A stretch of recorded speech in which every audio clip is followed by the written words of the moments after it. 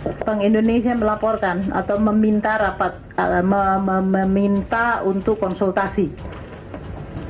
Meminta untuk konsultasi. Tanggal 13 November. Saya ada di Washington waktu itu, jadi diminta untuk teleconference. Oh ya. Kami telah menyusun tim sebanyak 16 orang. Jadi anggota 12 orang, kemudian pimpinan timnya itu ada 4 level, itu yang akan menangani. Pertimbangannya adalah kasus ini adalah kasus besar dengan wilayah yang cukup luas. Kalau jumlahnya orang saja, kita sampaikan sekitar 89 orang yang sudah kami periksa. Saksi yang kami panggil adalah yang kami nilai dia memahami, melihat, mendengar langsung peristiwa yang juga peristiwa pidana ini. Persoalan yang sudah lama sekali, mungkin 10 tahun yang lalu, problem ini sudah yang dalam 3 tahun ini sebetulnya kita sudah tahu dan ingin menyelesaikan masalah ini. Tapi ini bukan juga masalah yang ringan. Tapi setelah pelantikan Pak Menteri BUMN, kemarin kita juga sudah rapat Kementerian BUMN dan Kementerian Keuangan. Yang jelas gambaran solusinya sudah ada. Kita tengah mencari solusi itu, sudah ada. Tapi yang berkaitan dengan hukum, ya ranahnya memang sudah masuk. Kalau itu ranah kriminal, ya sudah masuk wilayah hukum. Yang sangat penting untuk dimintai kesaksian adalah Pak SBY. Tetapi sampai sekarang Pak SBY belum dimintai kesaksian atau didatangi oleh penyidik untuk dimintai kesaksian. Padahal menurut saya Pak SBY itu saksi fakta yang penting.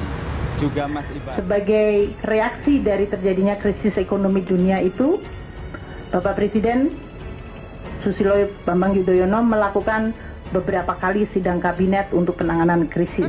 Kalau berani jujur tuh hebat. Apa? Dia kan sekarang itu lebih baik macam mana mendekatkan diri sama Allah, taubat, daripada dia nyangkal ini. Nanti ini bilang akan divalidasi dulu, kemudian didalami. Dari hasil validasi, dari hasil pendalaman itulah nanti penyidik menyimpulkan apakah yang bersangkutan kita perlukan keterangannya atau tidak.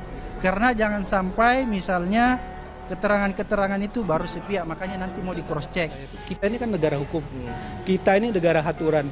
Saya minta kepada semua aparaturnya ikutinlah aturan. Didampingi Sri Mulyani, Luhut hingga Mahfud lapor SPT pajak. Menteri Keuangan Sri Mulyani, Indrawati mendampingi para pejabat negara melaporkan kewajiban perpajakannya. Tak lain adalah surat pemberitahuan atau SPT tahunan masa pajak 2021.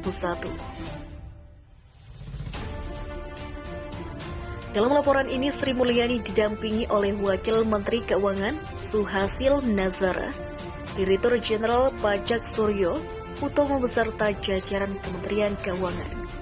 Penyampaian SPT tahunan pejabat dilakukan secara bersamaan di Gedung Direktorat Jenderal Pajak.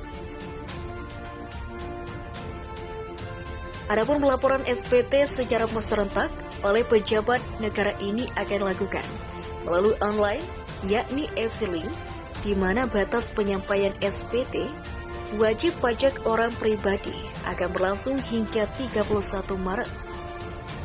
Suryo Utomo berharap penyampaian SPT oleh pejabat negara ini bisa menjadi contoh bagi jajarannya di kementerian atau lembaga masing-masing dan juga kepada masyarakat agar tidak lupa menyampaikan laporan perpajakannya.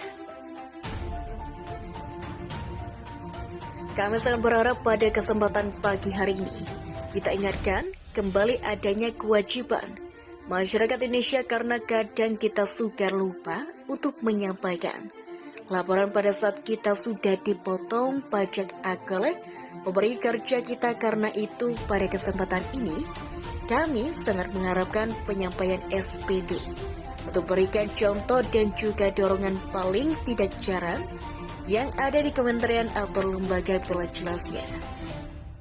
Berikut daftar jajaran pejabat yang hadir dalam laporan SPT secara serentak di kantor pusat DJP.